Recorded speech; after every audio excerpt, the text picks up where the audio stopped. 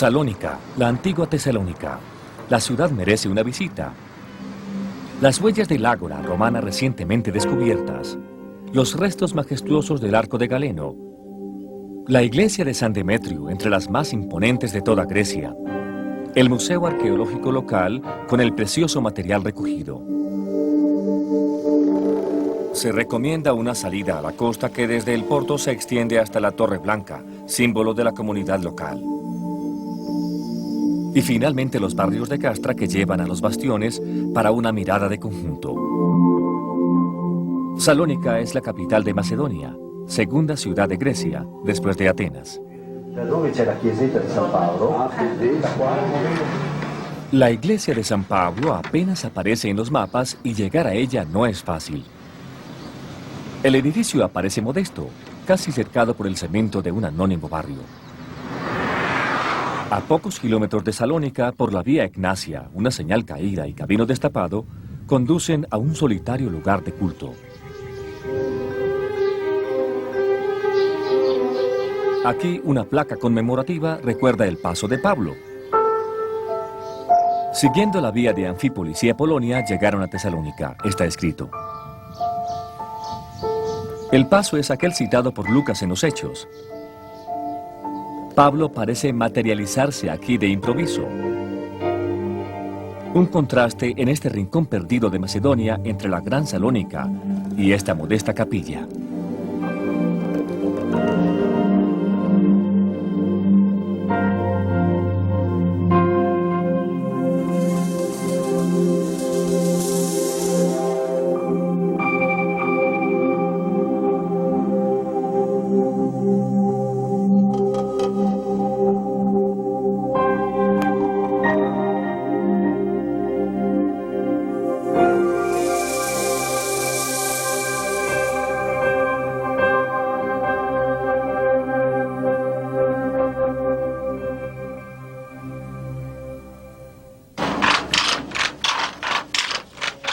Todo estudio de la ley separado de un trabajo resulta vano e incentivo de pecado.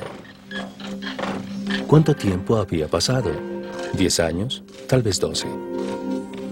Las enseñanzas de Gamaliel, el antiguo maestro de Jerusalén, le volvían en aquel momento a la mente. Pablo, como siempre, busca ser económicamente independiente. Es tejedor y fabricante de tiendas, un oficio aprendido en Tarso, en una región como Cilicia, famosa por la habilidad de sus artesanos, sobre todo tejedores.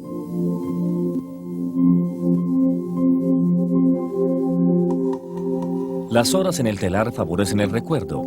Antioquía, Tróade, Neápolis. Y luego aquellos últimos días pasados recorriendo kilómetros por la vía Egnacia, que desde Filipo lleva a Occidente. Los meandros cenagosos que rodean a Anfípolis, la ciudad entre dos orillas.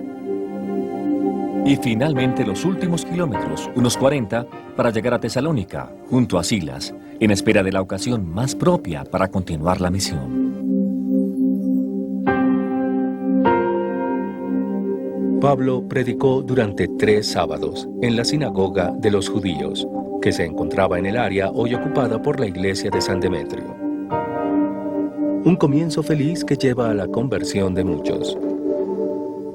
Luego la envidia de los judíos, y será como en Damasco, Antioquía y Filipos. Y será así también en Berea, la ciudad de Filipo II, el padre de Alejandro Magno, famosa por sus tesoros, signo de un poder que siglos antes había dado vida al reino macedonio. El desarrollo es dramático, por la llegada de alborotadores provenientes de la ciudad de Tesalónica, que Pablo había dejado hace poco.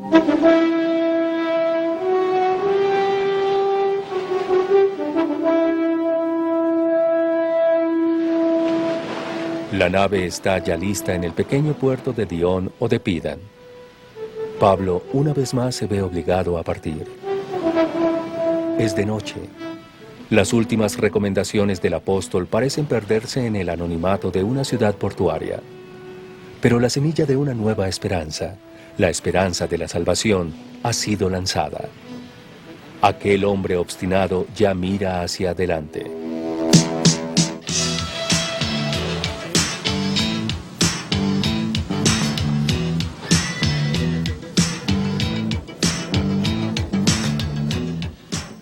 La estación de Sintagma en Atenas es una de las más frecuentadas de la ciudad.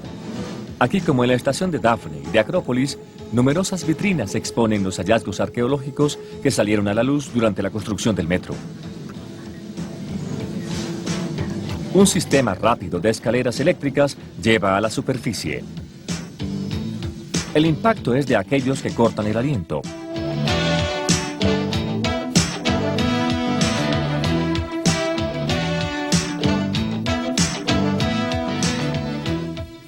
En el otoño del año 50, el apóstol llega a Atenas.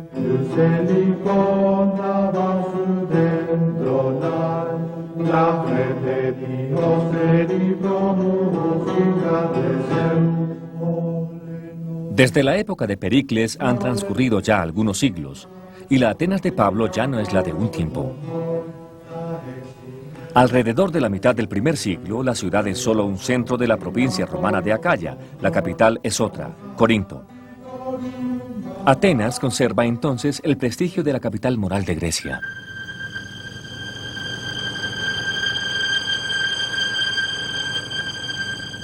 En espera de Silas y Timoteo, Pablo se limita a discutir en la sinagoga con los judíos y los paganos creyentes en Dios. Pero de tanto en tanto se entretiene con aquellos que encontraba cada día en la plaza principal, en el ágora.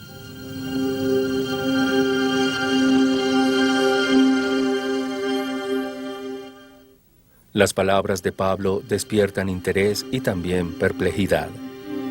Para algunos es un recogedor de simiente, expresión peyorativa equivalente a charlatán. Para otros es solo un anunciante de divinidades extranjeras. Suscita en todo caso curiosidad. Vale la pena entonces llevarlo a otra parte, más congruente, al menos para aclarar lo que está diciendo y saber de qué se trata.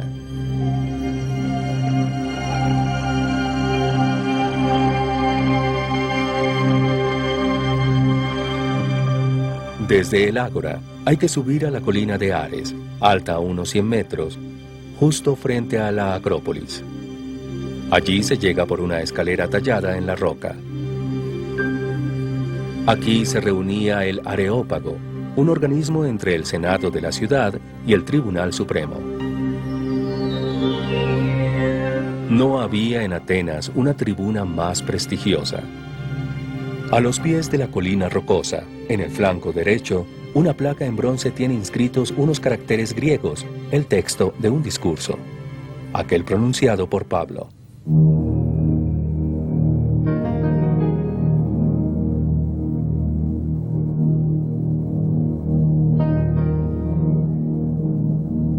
El impulso del apóstol es un juego sutil de prudencia, porque se trata ante todo de ganar la atención de los presentes.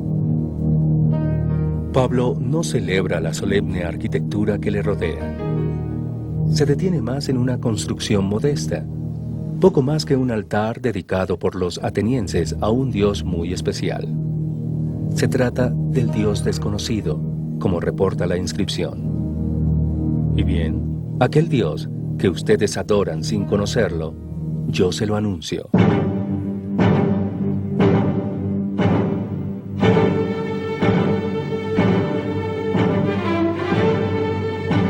La frase llega de improviso casi para asombrar al auditorio. El Dios que les anuncio es el Dios que ha hecho el mundo y todo lo que contiene. Es el creador de todas las cosas, aquel que no necesita de nada y a nada puede asemejarse. Un Dios que para poblar la tierra creó a los hombres para que lo busquen y lo encuentren.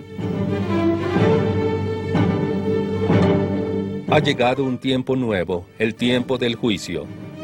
Ha llegado el día en el cual deberá juzgar la tierra con justicia por medio de un hombre que ha designado. Aquel hombre es Jesús, el Cristo resucitado de entre los muertos. Y el hecho ya ha ocurrido en Jerusalén, la mañana de Pascua, hace unos 40 años.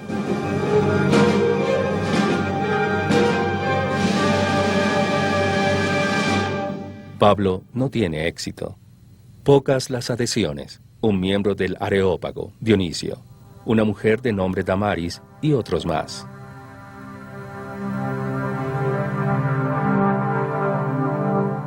Del discurso de Pablo, de su predicación y de sus efectos, parece no haber huella. De esto te escucharemos hablar otra vez. Habían concluido algunos prudentes más que otros, que se reían.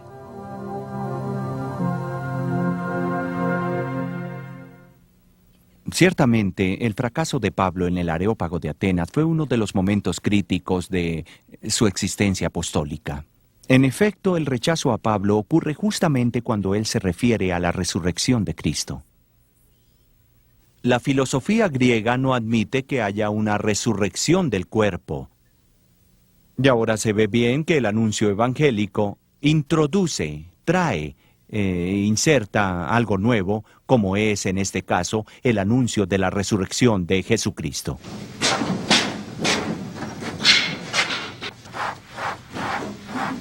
Los números del inventario son 7. Corresponden a otros tantos fragmentos de una inscripción sobre piedra descubierta en el siglo XIX por arqueólogos franceses. Provienen de la terraza del templo de Apolo en Delfos. Son el texto de una carta escrita hacia la mitad del año 52 después de Cristo por el emperador Tiberio Claudio. Se nombra la ciudad de Delfos y el culto a Apolo. Se mencionan algunas indicaciones para devolver a la ciudad su antiguo esplendor y se señala algún nombre y un oficio. Se trata de Lucio Junio Galión, llamado por el emperador amigo mío y procónsul. Los judíos se levantaron en masa contra Pablo y lo condujeron al tribunal cuando era procónsul de Acaya, Galión. Se lee en el libro de los Hechos. Una anónima piedra descubierta en Delfos da apoyo a la permanencia de Pablo en Corinto y credibilidad a su empeño pastoral.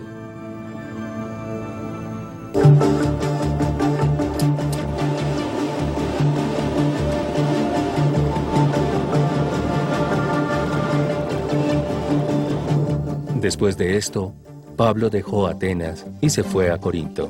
Anota Lucas.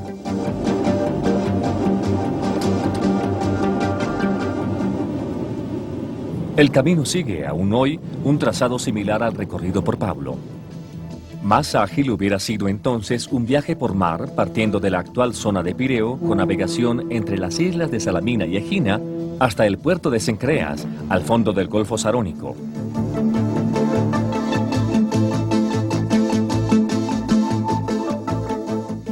Debe pensarse, sin embargo, que por problemas económicos Pablo hizo el trayecto a pie, más o menos unos 70 kilómetros. La opción más segura era la de seguir la vía sacra y luego atravesar a Megara, costear el mar para llegar al Istmo.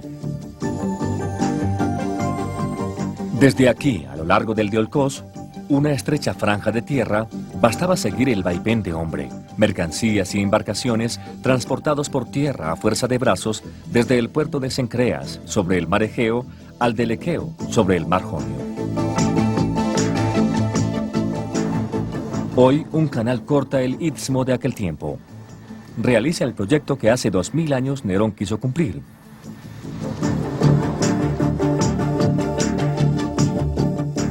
Además del Diolcos, quien conocía el camino, buscaba con la mirada una altura de perfil inconfundible. Era el Acrocorinto, a pico sobre los viejos barrios, y sobre el cual se erguía el gran santuario de Afrodita. En la práctica habían llegado. ¿Qué pudo ver San Pablo en Corinto, que se había convertido en la ciudad más importante de Grecia, capital de la provincia de Acaya, centro comercial y portuario de gran importancia? Sin duda, el templo de Apolo, que había sido el distintivo de la ciudad desde el siglo VI a.C., y luego, en el foro, en el ágora de Corinto, aquella tribuna para los oradores, desde la cual el apóstol mismo pudo hacer uso ante los habitantes de la ciudad. Aquí se practicaba todo tipo de actividades comerciales. Corinto sobresalía, sobre todo en la construcción de naves y en la elaboración de cerámica. Comercio, pero también lujo y corrupción. La expresión vivir como corintio es sinónimo de corrupción.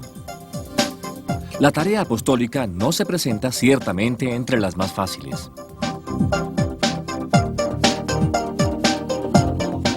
El barrio donde Pablo vivía era muy frecuentado. Había encontrado ocupación gracias a Aquila y Priscila, fabricantes de tiendas, un trabajo que Pablo conocía bien. La pareja hacía poco había dejado Roma e Italia por orden del emperador Claudio, que había expulsado de la capital a todos los judíos, responsables, así lo sostenía, de continuos tumultos, sobre todo por motivos religiosos. La independencia económica y la amistad entre ellos permiten desarrollar una discreta actividad misionera. Lo hace un poco por toda la ciudad y cada sábado en la sinagoga. Todo entonces parece ir mejor. Pablo se quedó allí 1 año y medio enseñando la palabra de Dios, refiere Lucas.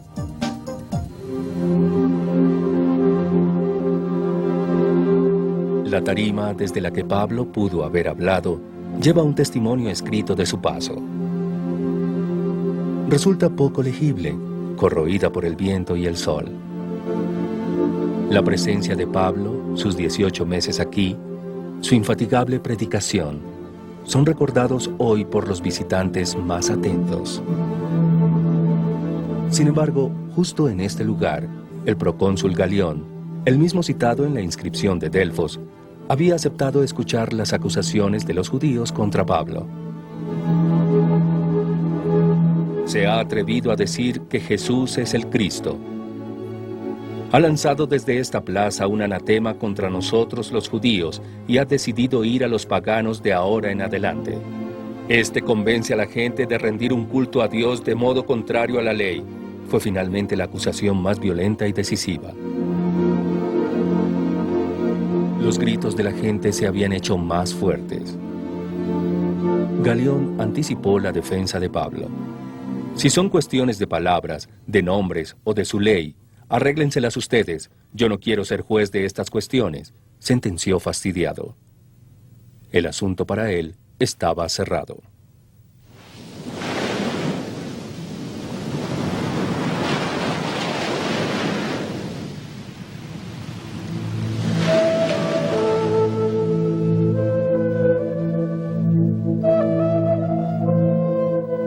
El enésimo embarque ocurre en el puerto oriental de Corinto, en Cencreas. Pablo parece tranquilo. Tiene el tiempo para cortarse el cabello que en Corinto se había dejado crecer para cumplir con un voto de purificación.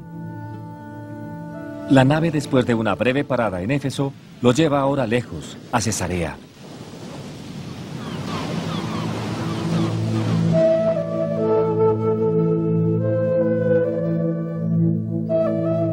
Es el momento de una nueva visita a Jerusalén para quemar en el fuego del santuario los cabellos que se había cortado. Pero es sobre todo un regreso a las regiones de Galacia y de Frigia, para fortalecer a 7 años del primer anuncio los contactos con aquellos pequeños grupos cristianos de la Anatolia Central.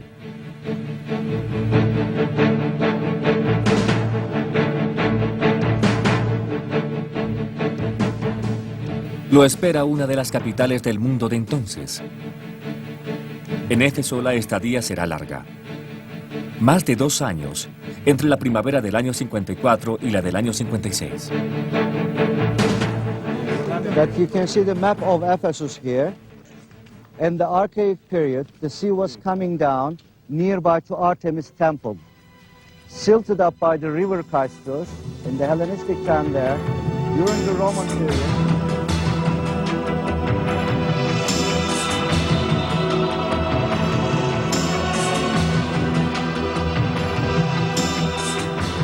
Éfeso es una metrópolis cargada de historia, paso comercial y cultural entre el interior del país y el mar Egeo.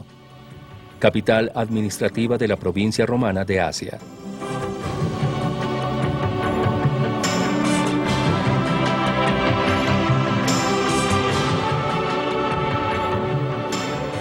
Pablo, junto a Tito, entra en Éfeso por la puerta oriental, la puerta de Magnesia sobre el río Meandro, donde el camino se encuentra con la vía sacra que lleva al santuario de la gran Artemisa. Canto a Artemisa, la de las flechas de oro, Artemisa que sobre los montes umbrosos y las cimas golpeadas por el viento tiende su arco dorado. Grande es Artemisa de los Efesios, había exclamado Demetrio, el dueño de la casa, luego que el cantante se había marchado.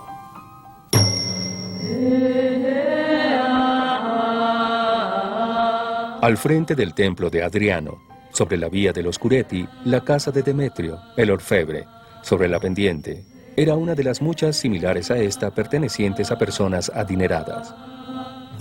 Aquella mañana, el mercado ofrecía frutos maduros, cerámicas y telas apreciadas por los compradores más exigentes.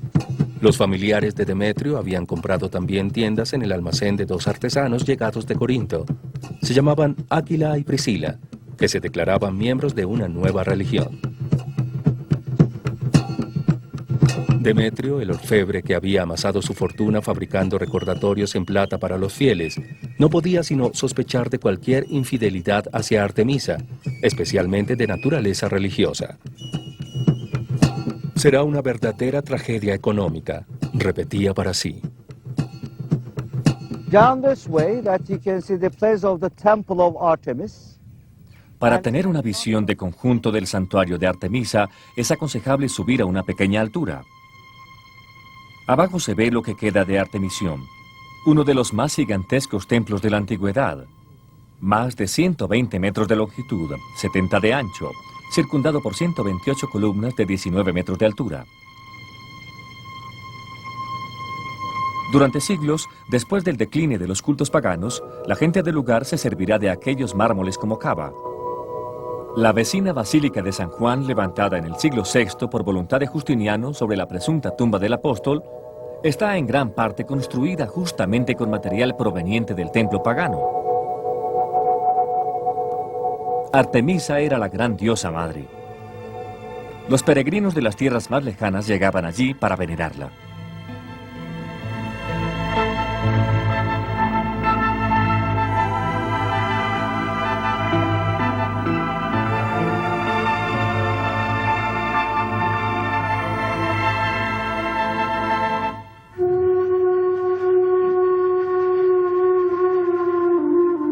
Pasan los días. Pablo, desde su llegada, frecuenta la sinagoga. Durante 3 meses discute y habla del reino de Dios buscando atraer a la fe en Jesús. En Éfeso se ha abierto una puerta grande y propicia, dice Pablo en una carta suya. Pero los adversarios son muchos, precisa rápidamente. Una vez más, la sinagoga se convierte en un espacio clausurado. Separarse es una opción inevitable.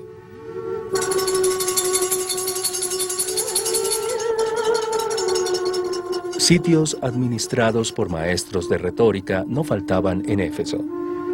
La escuela de aquel maestro de nombre Tirano, citado en el libro de los Hechos, es un ejemplo. Tomar en alquiler una habitación por alguna hora al día, de la 5ª a la 10ª, no era difícil. Esto duró 2 años, precisa Lucas.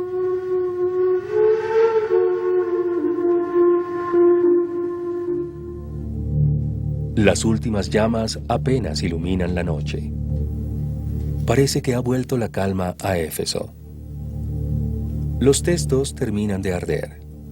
Son pergaminos rituales, obras esotéricas, libros de magia, formularios que los convertidos a la fe quemaban a la vista de todos. De Esceva, sumo sacerdote judío, y de sus 7 hijos, una verdadera dinastía de exorcistas, no se sabía ya nada, excepto que habían huido desnudos y cubiertos de heridas. Todo había sucedido en pocas horas. También Demetrio, desde su casa en la colina, se había enterado de lo sucedido a Esceva y a los suyos.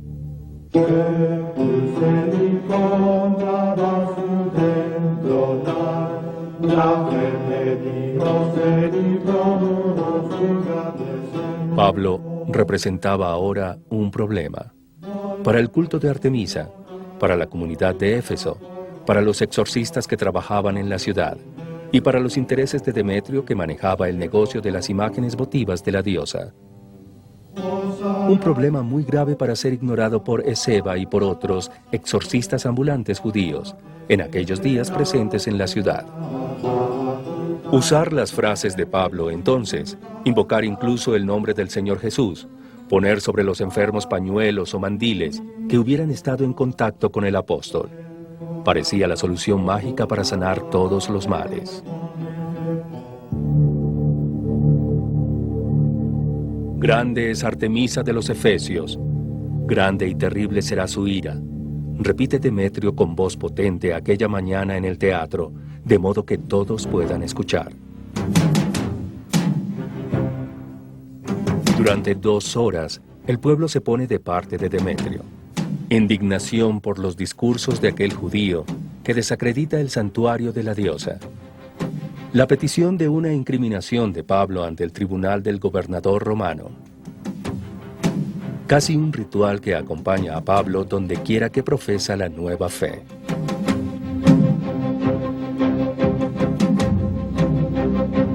El intento de los judíos locales de disociarse de la acusación de propaganda idolátrica no basta. Solo las palabras de un magistrado responsable de las asambleas de las provincias de Asia logran aliviar la tensión. Ninguna hipótesis real de delito se puede hacer sobre la actividad de Pablo.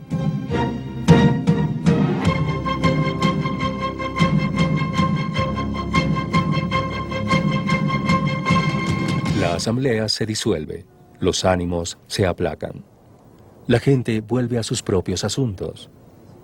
Pablo entra en la casa que lo hospedaba.